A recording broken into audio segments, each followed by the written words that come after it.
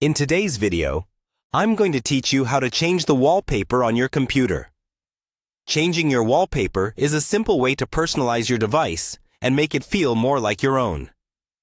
Maybe you want a calming landscape, a favorite photo, or something minimal that helps you focus. Whatever you choose, the process is quick once you know where to look.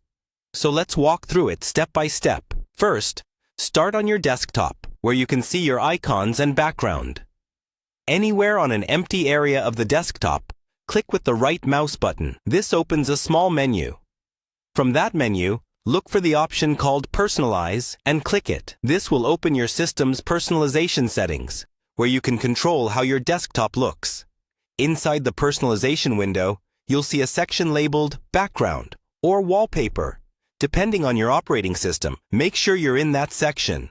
Here, your current wallpaper will be shown, along with a few options to change it.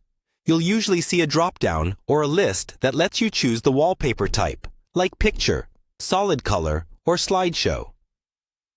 If you just want a single image, select Picture. To pick a new image, click the button that says something like Browse or Choose Your Picture. A file window will open, letting you navigate through your folders. Go to the folder where your image is saved. This might be your Pictures folder, your Downloads folder, or anywhere else you've stored the photo you want. Click on the image you like, then confirm by clicking Choose Picture or a similar button. You should see your desktop preview update with the new wallpaper right away. If the image doesn't fit the way you expect, look for the Choose a Fit or Fit option.